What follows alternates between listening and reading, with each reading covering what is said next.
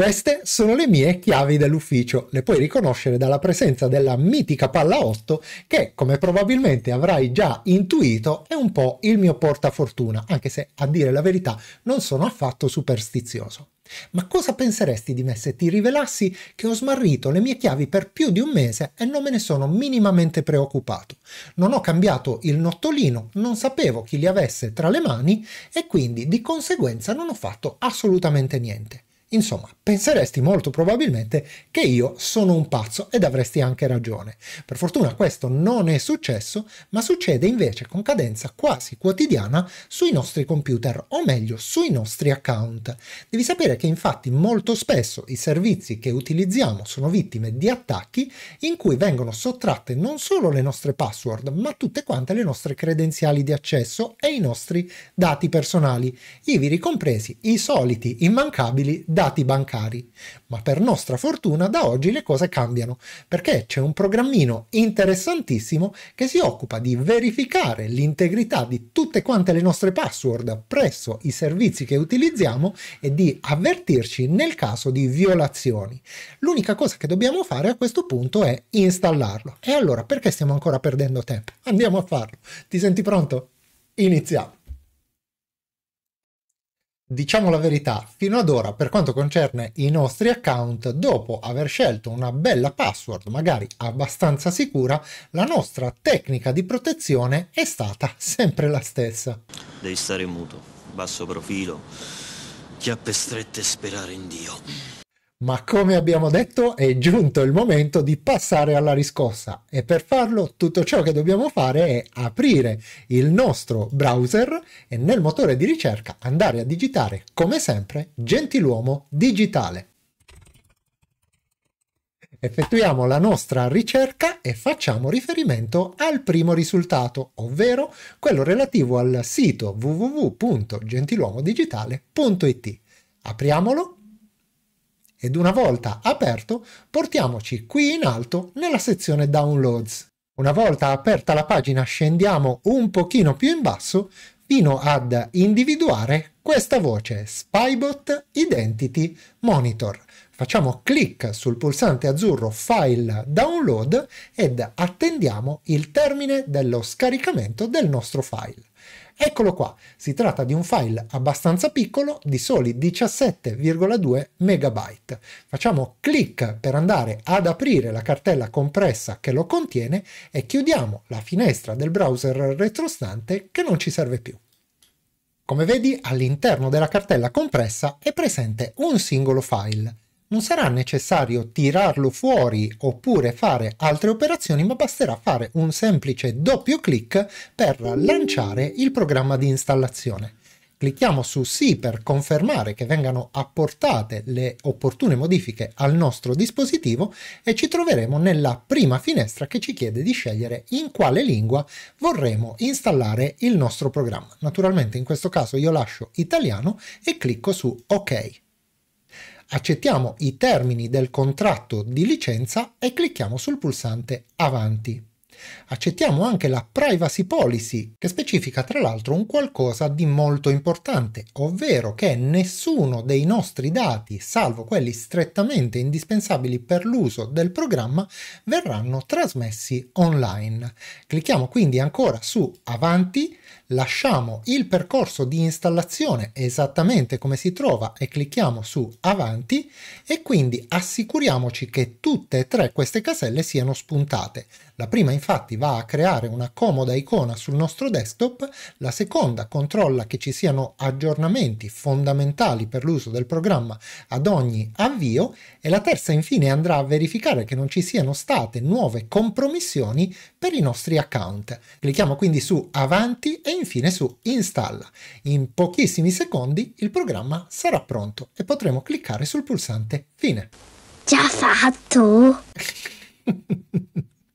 Ecco fatto, il nostro programma si è avviato e possiamo chiudere la cartella retrostante per andare a vedere come funziona. La prima cosa da fare sarà spostarci su questa voce qui in basso, cioè quella che si chiama I miei conti. Una volta aperta potremo andare ad inserire i nostri indirizzi email.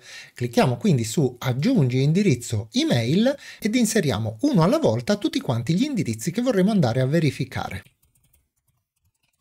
Clicchiamo quindi sul pulsante OK ed attendiamo alcuni secondi fino a quando il nostro indirizzo non verrà aggiunto. A questo punto vedremo comparire un 1 oppure un numero superiore in base al numero di indirizzi che avremo inserito. Come puoi vedere, accanto all'indirizzo compaiono due dati importanti, ovvero il numero di violazioni a cui questo indirizzo è stato esposto e quante di queste sono nuove, ovvero non abbiamo ancora provveduto a correggere. Per andare a verificare e correggere le violazioni, tutto ciò che dobbiamo fare è un clic sull'indirizzo email. Ci verrà mostrato un elenco completo di tutti quanti i servizi su cui abbiamo utilizzato questo indirizzo email e che sono stati vittime di violazioni, ivi ricompresa la data della violazione ed anche la situazione in cui si trova il nostro account, ovvero se la situazione è stata corretta o meno.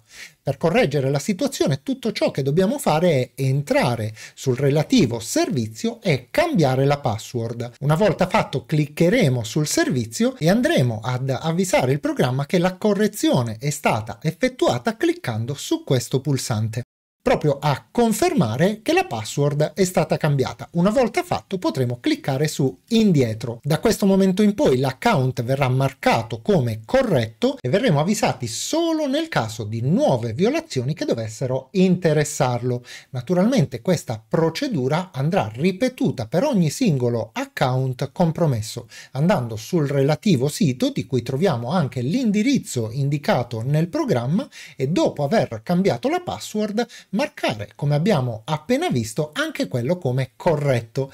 Ti invito inoltre a non lasciarti spaventare dal numero esagerato di violazioni presenti su questo account, perché per realizzare questo video ne ho scelto uno, diciamo, decisamente inflazionato. Ma mannaggia la sbomballata, sverenata, sbullonata, sci! Se invece andremo ad utilizzare un account più normale come questo che avevo creato per realizzare un video un pochino di tempo fa, vedremo che la situazione è decisamente diversa. Infatti, se andremo a verificare uno qualunque degli account che sono stati violati, troveremo anche dei dati interessanti, come ad esempio l'indirizzo email, l'indirizzo IP, la password e lo username. Insomma, questi sono i nostri dati personali che sono stati sottratti. Tra l'altro la violazione in questo caso è avvenuta il 13 gennaio del 2021, quindi in un momento addirittura antecedente alla creazione di questo account, e quindi possiamo dedurre agevolmente che non ne siamo interessati. Se torniamo inoltre indietro e ci riportiamo alla pagina iniziale, vedremo che abbiamo anche altre funzionalità che ci vengono messe a disposizione da questo softwareino. In particolar modo la possibilità di testare una delle nostre password. Potremo utilizzare in questo caso il tester cliccando su test, digitando la password che andiamo a scegliere, cliccando su OK, e riceveremo un feedback di questo tipo. In questo caso la mia password è particolarmente buona. Se invece ne andrò a testare una più semplice come Pippo123, cliccando su OK riceveremo un feedback decisamente negativo che ci dice che la password è stata molto utilizzata e che il suo livello di sicurezza è estremamente basso. Il consiglio ovvio e scontato a questo punto è di utilizzare sempre password particolarmente complesse. Torniamo seri, perché ci sono alcune... Tornare seri è una parola certe volte, alcune importanti precisazioni da fare su questo programma. Come sicuramente avrai capito, il suo scopo è quello di andare a scartabellare tutti i database relativi alle violazioni dei servizi presenti sia sul web tradizionale ma anche sul dark web. Nel momento in cui qualche servizio su cui ti sei registrato con la mail o con le mail che gli hai indicato dovesse essere stato violato, ti darà tutte le informazioni relative alla violazione. Naturalmente, se vogliamo fare un esempio, se ti fossi iscritto a Facebook nel 2023 e ci fosse stata una violazione nel 2022, questa non ti tangerà. Diversamente, se tu ti fossi iscritto nel 2023 e la violazione fosse stata fatta nel 2024 o comunque in una data successiva alla tua iscrizione, ebbene allora sarà importante che tu vada su Facebook e cambi la tua password. Fatta questa cosa, potrai avvisare, come abbiamo visto nel video, il programma che hai sopperito a questa carenza di sicurezza. Naturalmente dovrai ripetere questa operazione per tutti quanti gli account che ti verranno indicati dal programma. Spero a questo punto di essere stato cristallino. No, scusi, noi siamo in 4. Come se fosse antenni anche per lei, soltanto in 2, oppure in 4 anche scribai con bufalina, come antifurto per esempio. Spero davvero che il mio ultimo chiarimento non sia sembrato una supercazzola, ma avevo l'impressione di essere stato poco limpido nelle mie spiegazioni e quindi ho sentito questa esigenza. Spero solamente di non aver peggiorato le cose. Ma torniamo a noi e alla nostra community, perché quest'oggi abbiamo dei piacevolissimi ringraziamenti da fare, che vanno ad Alessandro Ratto, a Sergio Spierto, a Mauro Fantoli o Fantoli, non l'ho ancora capito caro Mauro, ad a Donaldus Anas, a Fabrizio, a Carlo B e ad Antonio Colazzo, a cui ho il graditissimo compito di dare il benvenuto ed accoglierli nella community dei gentiluomini, perché si sono appena abbonati al nostro canale. Ma non basta, dobbiamo ringraziare anche Roberto Zanini, che ha voluto contribuire alla vita della nostra community con il suo generosissimo super grazie. E quindi grazie a tutti voi ragazzi per il vostro supporto, la vostra vicinanza e la vostra simpatia. Ma un grazie speciale va anche a te che hai guardato questo video, mi hai fatto compagnia nel corso di questi minuti e detto questo non mi resta che salutarti e come di consueto darti appuntamento alla prossima.